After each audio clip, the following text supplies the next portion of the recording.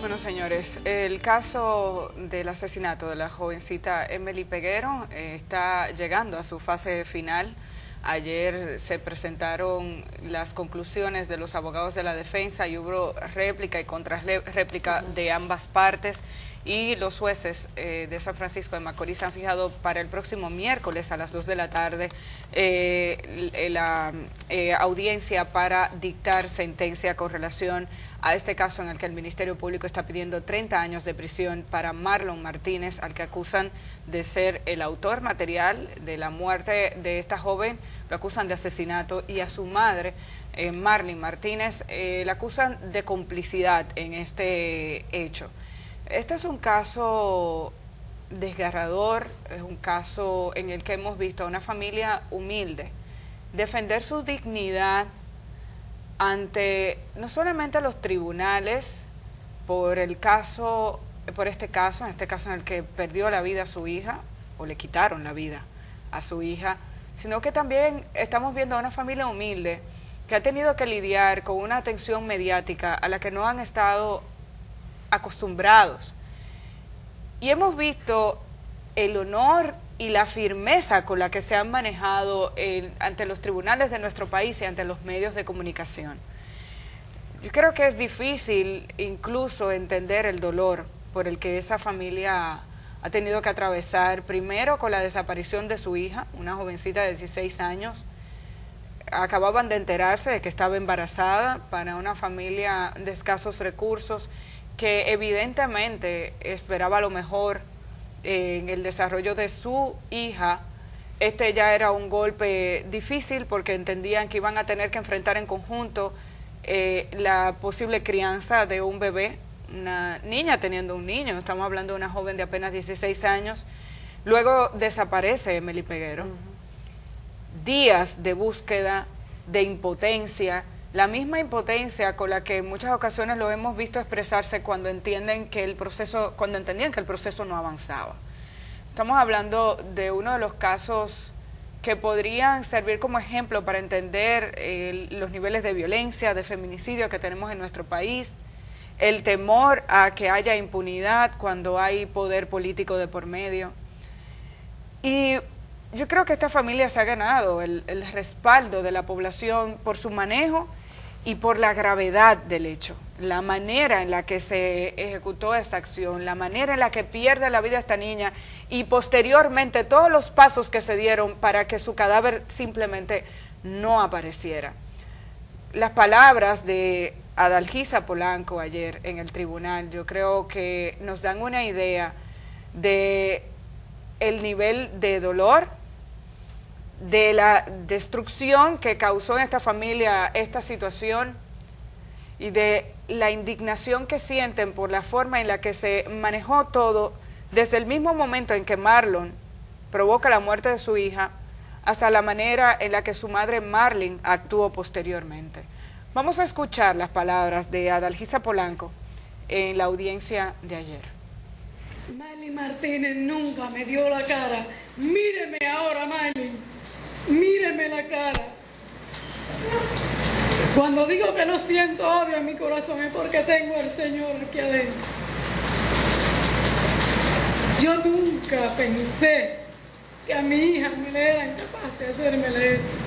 Si hubiese sido inverso, a mí me habían tenido que matar para que mataran a un hijo suyo.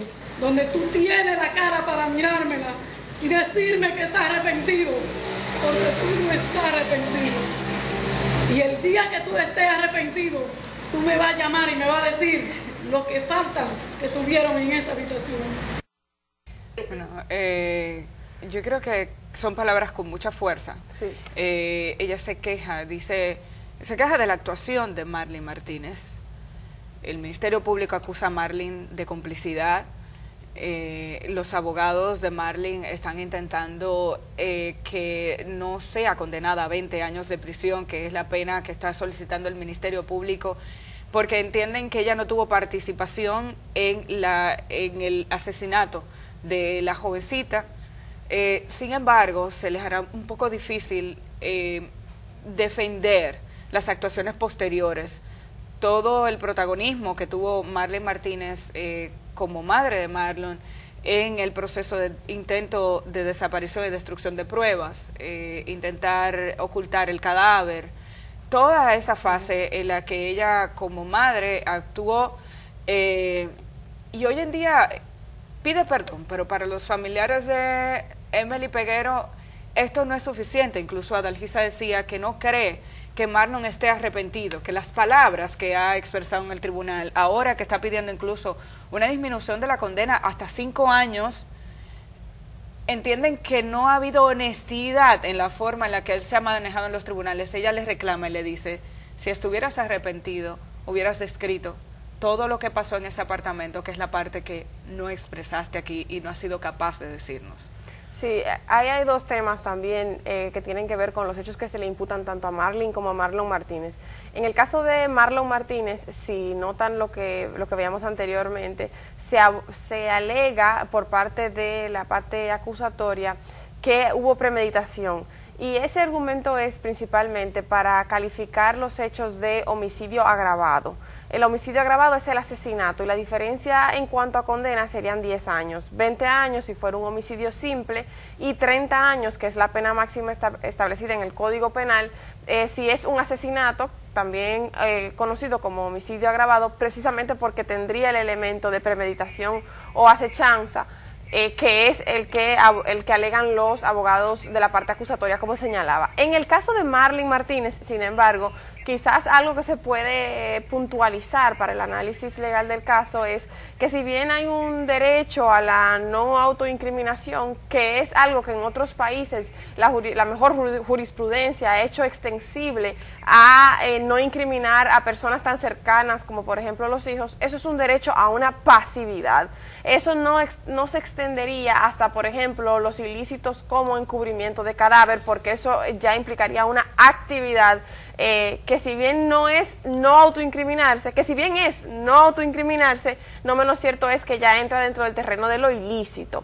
Entonces, eso para que aquellas justificaciones que se han presentado tanto dentro como fuera del tribunal por parte de la defensa en lo relativo a que cualquier madre habría tratado de proteger a su hijo y demás, bueno, muy lindo como argumento frente a una cámara, pero frente a un tribunal, haber excedido ese derecho de no autoincriminarse o de no incriminar a un ser tan allegado como un hijo, ya no se sostiene desde que se incurrieron en prácticas como el encubrimiento del cadáver. Mira, Carolina, evidentemente cuando Marlene hablaba ayer, ella intenta generar cierto nivel de simpatía y de empatía en la población, porque ella alega incluso que todo el que conoció a Marlon sabía que había sido un joven ejemplar, decía, hasta ese momento. Y como madre dice, no me atreví, no supe qué hacer.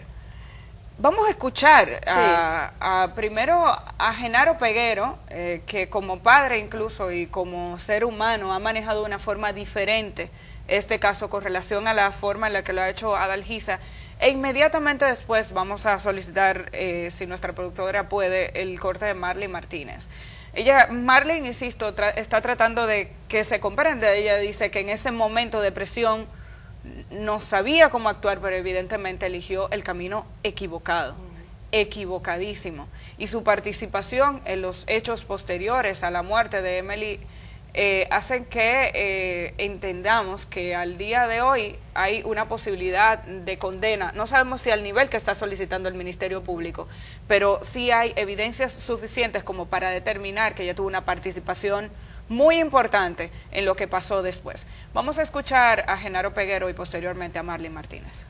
Me digan a mí, en 463 días y casi 10 horas, que mi hija partió, y tengo escuchando toda esa hora y todos estos días, letras, números de legisladores que me llaman a mí, que Marlene Martínez y Marlon pueden matar a mi hija.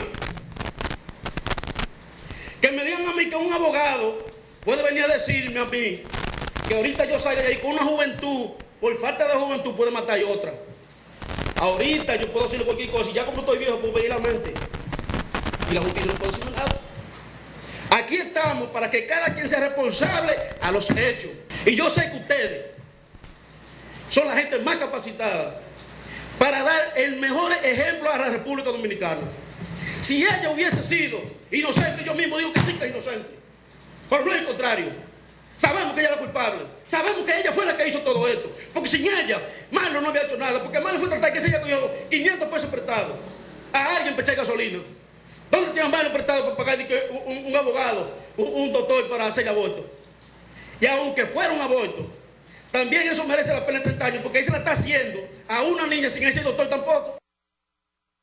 Bueno, y él decía, él se preguntaba por qué se buscó esto como una solución. Decía, él se pregunta el día de hoy, ¿por qué su hija, que ya era una jovencita de 16 años, que había quedado embarazada, por qué no buscaron nuestra ayuda? ¿Por qué su hija al día de hoy no se está discutiendo la posibilidad de una ayuda de la familia para que pudieran vivir en una casa? O sea, hoy en día esa familia está impactada y continuará impactada por esos argumentos relacionados con cuánto cobraron los abogados, que tienen derecho a cobrar su dinero y sus honorarios, que si cobraron mucho, si van a cobrar poco. Ese no es el debate. El debate es qué pasó y cuál será la consecuencia. Escuchemos a Marlene Martínez y la manera en que intentó responder a la señora Adalgisa Polanco. Que no la puedo mirar a la cara, porque no tuve el valor de mirarla a la cara y decirle lo que había pasado. Porque si ella es todo eso que ella dijo, ella era una madre para Marlon y para mis hijos. Y yo no tuve el valor de decirle que su hija no tenía vida. Por eso yo fallé. Pero no porque quisiera que nada así sucediera. No quiero ver ninguna madre en el lugar de Adalgisa, pero tampoco la quiero ver en mi lugar. Porque si yo le decía a Adalgisa a quién era que yo estaba juzgando, era mi hijo. Y Adalgisa aquí, Genaro, Lady, todos los testigos que han pasado por aquí, aunque su dolor lo esté matando, no han podido decir que Marlon era un criminal. No han podido decir que era un muchacho malcriado. Marlon era un ejemplo hasta ese día. Por lo menos en lo que hemos podido ver con estos cortos, definitivamente el discurso de Genaro se centró en asegurar una narrativa de responsabilidad que incluya a Marlene Martínez y no solo a Marlon Martínez.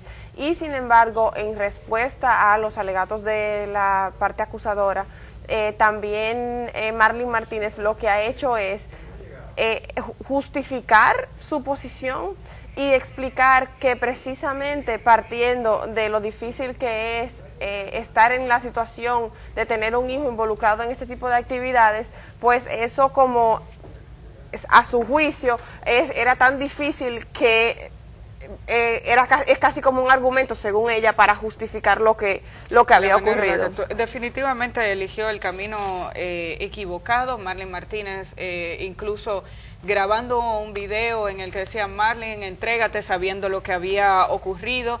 Ella intenta que la gente entienda su sorpresa y las razones por las que actuó como lo hizo. Este caso será un ejemplo. Se espera la pena máxima, por lo menos en el caso de Marlon. Vamos a ver qué entiende el tribunal con relación a la participación de Marlene Martínez, porque ya hemos dicho que se ha podido demostrar su nivel de participación posterior al asesinato. Habría que ver si se puede demostrar una participación que implique complicidad en el momento en que se cometió el hecho. Y como hablábamos de premeditación, se preguntan las autoridades por qué, por ejemplo, Marlon se desmontó del vehículo con un saco en la mano. Esas son algunas de las preguntas. El golpe contundente que recibió Emily en la cabeza son algunas de las pruebas y de las evidencias de que ahí no necesariamente o no ocurrió lo que han querido decir sus abogados. El miércoles 7 a las 2 de la tarde está convocada la audiencia para conocer el fallo final de este proceso que, insisto, ha impactado a toda la sociedad dominicana.